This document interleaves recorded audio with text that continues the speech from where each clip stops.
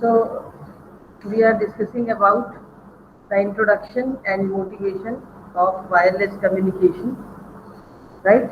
In which we have discussed that to transmit or receive voice and data using electromagnetic wave in open space is called as wireless communication.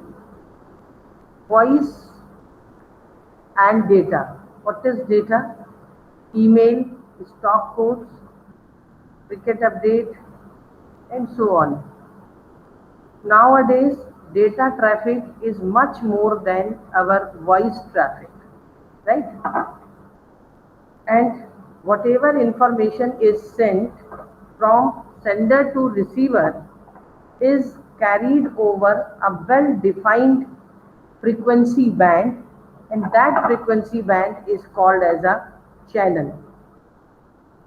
Wireless communication is a multi-user system which wisely allocate channel among users, and different multiple access technologies are used to allocate the channel, right? Each channel has a fixed frequency bandwidth and capacity, which is bit rate, and these number of channels can be used to transmit the information from one place to another in parallel and independently, right? Next, if we assume that a service provider has 120 kilohertz spectrum is allocated over a base frequency for communication between station A and station B, and each channel suppose occupies 40 kilohertz bandwidth, then there will be 3 channels for which frequency range will be, for channel 1 it will be B to B plus 40, then B plus 40 to B plus 80, and B plus 80 to B plus 120. And as we can see that B plus 40 and B plus 80 frequency is common in between channel 1 and 2 and channel 2 and 3. So there will be overlapping of data of channel 1 and 2 and channel 2 and 3. So there should be a guard space between all the channels. And what should be the value of guard band? It will be decided by a filter, which is the front end at the side of receiver, right? Then how the guard band will be decided? Guard band is decided by the roll-off factor of the filter. Means it depends upon the order of the filter as well as the designing of the filter, that how sharp roll-off factor of the filter is, and guard band should be as low as possible, so there is no wastage of frequency, right? And there should be guard band so that we can remove interference. So to make guard band, we have to design a very good filter of higher order, due to which the cost of the hardware will increase, and cost of the hardware and bandwidth both are required, right? So I have to keep a trade-off between cost of hardware and bandwidth. And let it be, if the system bandwidth is insufficient, then it is necessary to reduce the rate of information transmitted, right? This we have discussed in last class as well. And as we know that the type of the wireless communication, we can classify it as a mobile wireless communication system, then portable wireless communication system, and the fixed wireless communication system. In mobile, that is cellular phones as GSM, CDMA. Portable is your ultra wideband and Wi-Fi, which is 802.15.3 and 802.11.b. So these are the number of portable wireless communication systems. And in fixed, IEEE 802.16 wireless metropolitan area network. So there are number of wireless communication system examples are there, and which particular frequency is used for which application is given in this slide, in which we can see that FM radio works on typically 88 megahertz, TV on 200, GSM phone approximately 900 or 1800 megahertz, GPS 1.2 gigahertz, PCS 1.8, Bluetooth and Wi-Fi at the frequency of typical frequency of 2.4 gigahertz. This 2.4 gigahertz is a license-free band, so user can use 2.4 gigahertz frequency without paying anything to government or service provider because it is free, license-free band. And as we know, the partition of electromagnetic spectrum, we can divide it in low frequency, medium frequency, high frequency, very high frequency, ultra high frequency, super high frequency, and extreme high frequency. In this slide, the range for each particular frequency band is given. As for example, 30 to 300 kilohertz frequency is called as low frequency, then 300 to 330 megahertz as a medium frequency, and so on, right? As the propagation characteristics are different in each frequency band, so every frequency band has its typical characteristics, and because of that we have to use some techniques in that frequency range. How the power decides the transmission of wireless signal? So basically, as we can see that, let it be, there is a distance d between transmitter and receiver. For example, there is a distance d between transmitter and receiver, right? Then when we decrease our power, when we decrease our transmitted power, then the power received at a distance d1 is also decreased. So in general, if we, for example, that what is the maximum value of received power signal at a distance of d, it depends upon the transmitted power. If we increase our transmitted power, then this distance will also increase without attenuation. So for same power, if we increase the frequency, the interference will increase and coverage area will decrease, right? So let us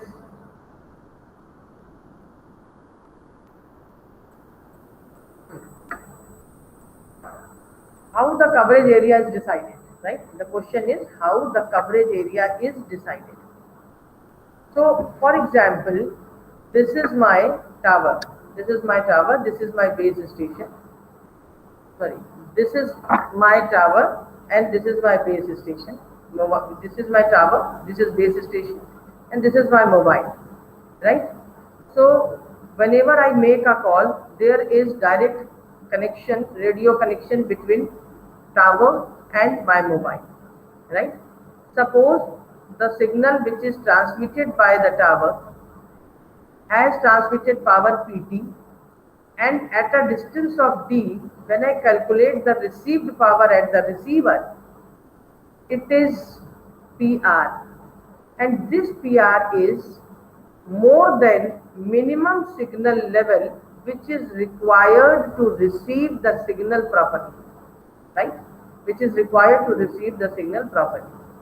So now if we increase this distance, then the power received by this receiver will now decreased, and if it is less than minimum received signal strength, then the signal will be not received properly, right? So this distance at which we have getting the received power more than or equal to the minimum acceptable signal, then it will be called as the coverage distance, right? And if it is an isotropic antenna, then the radiation pattern will be circular. So this area will be called as the coverage area. Clear? Means what? कि किसी time पर अगर tower जो है वो PT signal transmit कर रहा है, हम अपने रिसीवर को मूव करते हैं और उसकी जो डिस्टेंस है उसको इंक्रीज करते जाते हैं, देन जो पावर रिसीव्ड है रिसीवर पर वो डिक्रीज करेगी, ठीक है, वो डिक्रीज करेगी।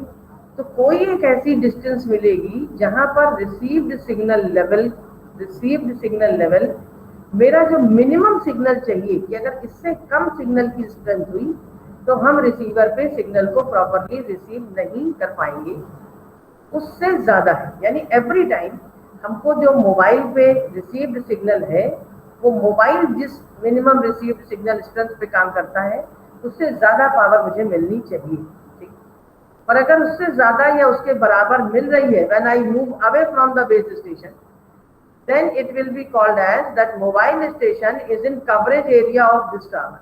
The mobile station is within the coverage area of this tower. And as I move away from the coverage area, then the received signal at receiver will be less than the minimum signal required. जो minimum signal चाहिए उससे कम है, तो ये signal properly receive नहीं हो। So what is the coverage area? What is the coverage area? Coverage area is the area within which if I move with my mobile station, then I will receive the signal properly. Means the received signal at the receiver will be more than the minimum acceptable signal at the site of receiver. Clear? This is called as a coverage area. This is called as a coverage area. This coverage area depends upon the transmitted signal strength. What is the signal strength of transmitted signal, right? So if transmitted power PT, if we increase PT, मतलब whatever the signal is transmitted by this tower, by the antenna of base station, whatever the power is transmitted, we increase that power. It means what? We are increasing the coverage area of our base station. We are increasing the coverage area of base station. This tower is called as a base station, BASE.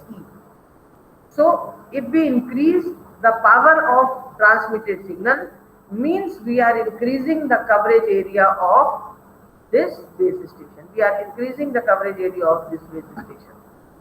Clear? So it's very good. Just you increase your power, increase करिए, power level को increase करिए, transmitted signal की power को बढ़ाते जाइए, coverage area बढ़ता चला जाएगा। यानी मोबाइल कितना भी दूर जाए, पावर लेवल बढ़ा लीजिए, मिनिमम सिग्नल लेवल मिलता रहे। बट हम ही एक अकेले तो नहीं है जो वायरलेस कम्युनिकेशन सिस्टम को या जीएसएम को यूज कर रहे हैं। There are number of users. तो बाकी यूजर्स के लिए मेरा डेटा इंटरफियरेंस है, बाकी यूजर्स के लिए मेरा डेटा इंटरफियरेंस है, वो उनके लिए अनवांटेड सिग्नल है, वो सिग्नल को नहीं चाहते। तो अपने सिग्नल की स्ट्रेंथ को बढ़ाना, it means we are increasing the signal level of noise and interference also. We are increasing the signal level of interference also. तो इस तरीके से सिस्टम वर्क नहीं करेगा। तो there should be a trade off, there should be a line up कि कितना हमको ट्रांसमिटेड पावर रखना है, कितना कवरेज एरिया हमारा होना चाहिए, सो दैट हम दूसरे के लिए इतना इंटरफियरेंस ना प्रोड्यूस करें कि वो हम उसको रिमूव ना कर पाए रिसीवर साइड के ऊपर। ठीक है, तो ये पावर के ऊपर डिपेंड करता है कि क्या वैल्यू किस तरीके से हम लोग वर्कआउट करें। अब जो सिग्नल हम ट्रांसफर कर रहे थे, सपोज पहले F1 फ्रीक्वेंसी पे ट्रांसफर कर रहे थे, अब हम F2 फ्रीक्वेंसी पे ट्रांसफर कर रहे हैं अपने सिग्नल को, तो क्या डिफरेंस आएगा? Means if we are changing the frequency of transmitted signal, पहले हमने पावर ऑफ ट्रांसमिटेड सिग्नल को चेंज किया, ट्रांसमिटेड सिग्नल के पावर को चेंज करने से मेरा कवरेज एरिया बढ़ता है, लेकिन कवरेज एरिया के बढ़ने के साथ साथ ही इंटरफियरेंस की वैल्यू भी बढ़ती है, right? In the same pattern, if we increase the frequency of our signal, then interference also increases. Then interference also increases. Means the signal strength of the power will also increase. As it is seen in the practical scenario, if we increase the frequency of the transmitted signal, then interference also increases. Right? So, for example, if we are using the wireless communication system GSM, which is working on the frequency of 900 megahertz, then we get the coverage area of 5 kilometers. And if we increase our frequency, and now our frequency is in Bluetooth, which is 2.4 gigahertz frequency, then the coverage area will be decreased. It will be less than 5 kilometers. So basically, if we increase the frequency, coverage area will decrease, and if we increase the frequency, interference will also increase, right? So for example, if we are transmitting our data via a microwave link for 10-kilometer distance, right? For 10-kilometer distance, then higher the bandwidth, higher the data rate. Higher the bandwidth, higher the data rate. Means what? If we increase our high frequency, if we increase the frequency, means what? Suppose we have discussed that, just a minute. This is the electromagnetic spectrum, right? 900 megahertz lies in ultra high frequency, which is from 300 megahertz to 3 gigahertz, 300 megahertz to 3 gigahertz. 900 megahertz lies somewhere here, okay? 900 megahertz. Now I have decided to move to super high frequency. Means हम GSM use करना चाहते हैं, पर frequency अब use करेंगे 6 gigahertz, 7 gigahertz. तो क्या फर्क पड़ेगा कि हमने अपनी सेलुलर को यहाँ ना करके अगर हम सुपर हाई में करें, यानी अगर अपनी फ्रीक्वेंसी को इंक्रीज करते हैं तो क्या होगा? तो फ्रीक्वेंसी को अगर हम इंक्रीज करते हैं, दूसरे बैंड में जाते हैं, तो मेरा इंटरफियरेंस भी इंक्रीज करता है और मेरा कवरेज एरिया की वैल्यू डिक्रीज करती है, कवरेज एरिया की वैल्यू डिक्रीज करती है, राइट? तो इन जनरल हम इंटरफियरेंस को बढ़ाना नहीं चाहते, इसलिए बहुत हाई फ्रीक्वेंसी को यूज नहीं करते। पर हाई फ्रीक्वेंसी का मतलब है कि हम लार्जर बैंडविड्थ को यूज कर रहे हैं, और लार्जर बैंडविड्थ का मतलब है larger data rate. Means how many bits are transmitted in 1 second, that will be called as a data rate. तो in general if we use more bandwidth, larger bandwidth, then data rate will be high. तो means आप ये देखिए कि अगर हम अपना high frequency की तरफ जाते हैं तो मेरी बैंडविड्थ बढ़ती है, बैंडविड्थ बढ़ने से मेरा डेटा रेट बढ़ता है, लेकिन उससे हाई फ्रीक्वेंसी पे जाने पे मेरा कवरेज एरिया कम होता है और इंटरफियरेंस की वैल्यू बढ़ती है। तो इन जनरल एक टिपिकल हर चीज़ों को लेकर के चलते हैं कि फ्रीक्वेंसी हाई है पर इतनी हाई नहीं है, it is 900 megahertz, in which we are getting the perfect value of coverage area as well as your interference as well as your data rate also, right? In general, propagation channels are different in each frequency band. Her frequency band में उसी wireless open channel की characteristic अलग अलग होती हैं, जिसकी वजह से different services के लिए हम different frequency range को use करते हैं, right? So how the channel behave for a particular frequency band, upon this we will going to decide which particular application will lie on which particular band, right? Then this Maxwell's equations we know. Initially Hertz validated the theory, and Marconi developed the first telegraphy instrument in 1928 with the TV broadcasting also. In 1973, the first handheld cellular phone came into the picture. 1981, 1G mobile, then 2G, then 2.5, 3G, 4G, etc. And up to the November 2004, there will be more than 45 million subscribers in globally. Then why wireless communication? The first thing is that we get the freedom from wires. There is no cost of installation of the wire, or there is no requirement of the rewiring, and there is no bunch of wire running from here and there, and it is auto-magical. There will be the instantaneous communication without setting any physical connection set up between transmitter and receiver, as example in Bluetooth and Wi-Fi, right? And wireless system also provided as global coverage, means communication can reach where wiring is infeasible or it is costly. For example, in rural area, old building, battlefield, etc. Then wireless communication gives you the facility of stay connected, means wherever you go, the network follows you. Means you can connect it to your network in the roaming condition also. And there is a flexibility is there, means wherever you reach, wherever you go, connect to the multiple devices simultaneously, and there is no requirement of any physical connection set up before the transmission of data. So in general, why wireless communication? Number one, freedom from wires. Number two, global coverage. Number three, stay connected. Number four, flexibility. Right? And the basic mantra of the wireless communication is stay connected anywhere, anytime. Right? Then the challenges. Challenges is number one is efficient hardware. We required low power transmitter receiver as well as low power signal processing tool so that talk time and the standby time of the same battery could be enhanced, right? The talk time and standby time. Talk time means if you connect it to the network and start the transmission of your data, then how long you can transmit your data without any interruption of battery, then it will be called as a talk time. And if we just on our mobile and leave it as it is, then the same battery will be uh, discharged within a stipulated time, and that is called as a standby time. The second challenge is the efficient use of finite radio spectrum.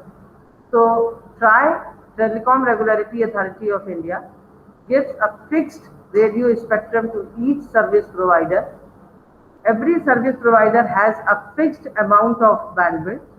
So, we have to use it so that there will be maximum number of user can get the service.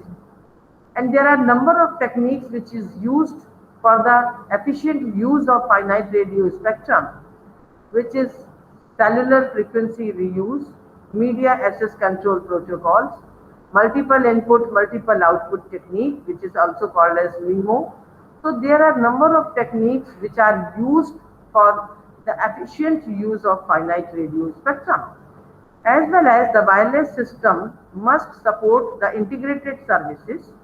Integrated services means voice, data, and multimedia over a single network, right? And service differentiation, priority, number of resource sharing must be provided by the wireless communication system. So it should support it. This is the number of challenges. As well as there are some more challenges, that as it is network support for user mobility, means when it is a mobile scenario, so where your mobile is situated at a particular time, it must be there, and to know the location identification and to start the service of handoff, means this is also one challenge, and to maintain the quality of service over unreliable link is also one challenge. Quality of service means the quality of service is different for different type of people, right? Everybody has a different type of quality of service in his persona. The poor people has a different type of quality of service level, and for a rich person quality of service is different. So in general, who is our user, depending upon that quality of service is maintained, and the quality of service depends upon the packet loss, the delay, and the bit error rate, etc. parameters. Packet loss means if we transmitted our data in the form of a packet, then there is a possibility then some packet will be lost and it will never reach at the side of the receiver. So that will be packet loss, due to which the quality of service will decrease. Delay means if I transmit one packet, then after what time it will be reached at the receiver. and if the packet is received at the receiver within the time limit, then how many number of bits get errored, that parameter will decide the quality of the service. So basically quality of service decided by packet loss, delay in packet and bit error rate, etc. So connectivity and coverage is also the challenge for the wireless communication, means internet networking. In general, wherever you are, you want that there should be the lines of network shown on your mobile system, right? Either you are in the basement or inside the lift or in hilly region or within the valleys, everywhere the coverage is required. Everywhere there should be a connectivity from your mobile station to the service provider. This is the demand of today's wireless communication system. Already 95% coverage is provided by the service provider. So there is a requirement to provide the 99% of connectivity and coverage to the user. So this is the challenge for your wireless communication system. It's not only just we are connected via a wireless communication system. If I am explaining something or there will be some PPT, etc., then it should be visible and audible to all the user. This is the challenge of wireless communication system, right? As there are some non-business challenges also, which are fading, multi-path, higher probability of data corruption, and need for a stronger security mechanism. What is fading? For example, if transmitter transmit the signal, then maybe there is a direct connection between transmitter and receiver, which is called as a line of sight communication, or maybe there is a non-line of sight communication, means there is no direct path between transmitter and receiver to transmit the data. Then there will be number of paths because of reflection, refraction and diffraction phenomena occurs, right? Means if there is a large building in the path of the signal, then the signal will be reflected by that building and reached at the receiver. The signal will be reflected by the ground and received at the receiver. The signal will be diffracted by a building which has a sharp edge, So because of that sharp edge, the signal will be diffracted by that building. So I will get number of copies of same signal at the receiver because of reflection, refraction and scattering and diffraction phenomena. So we are going to do the vector sum of all the received signal at the receiver, and whatever will be the resultant, that will be the received signal in amplitude, phase and frequency. So there is a small fluctuation, there is a small change in the amplitude of received signal. This is called as a fading. So basically the number of multi-path, the number of copies which I get at the receiver because of reflection, refraction, etc. So these number of paths will be called as a multi-path, and the small fluctuation in the amplitude of received signal is called as fading. So the small rapid fluctuations in the amplitude of received signal, which is fading, it should not be beyond a particular value, it should not go beyond a particular value, so that we have to maintain a particular received signal strength at the side of receiver. So it is called as a fading. So because of fading and the multipath phenomena, there is a higher the probability of the data corruption. So we need stronger channel coding technique so that data can be corrected at the side of receiver if it is corrupted in wireless channel. So there is a need of a stronger security mechanism also to maintain the privacy of the user and the authenticated use of our channel. So these are the number of challenges. And wireless versus mobile. Wireless does not mean that it is a mobile. Mobile is always and wireless, but wireless does not necessarily mean mobile. Means if we connected two computer system wirelessly to each other, then it will be wireless, but it is not mobile, right? And this is a simplified wireless communication system representation that firstly, whatever the voice or data we have to transmit, that will be generated and given to the coder, which provide you the which provide you the channel coding and source coding at the voice and data which has to be transmitted. Then it will be given to the modulator where there is a requirement of one carrier signal, so that this information can be transmitted to a large distance.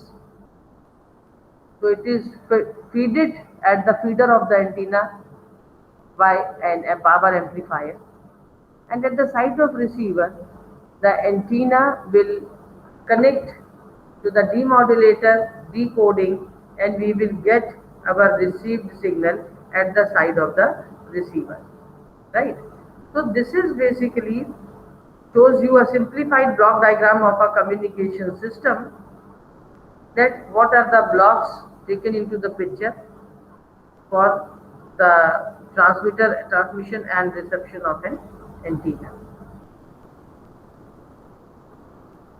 right? And at the side of the transmitter we use a power amplifier, so that the power of the transmitted signal should be increased up to some level, and at the side of the receiver there will be a low noise amplifier is used, right? So that we can amplify our received signal before giving to the demodulator and decoding block. So this is a small introduction to the wireless communication system.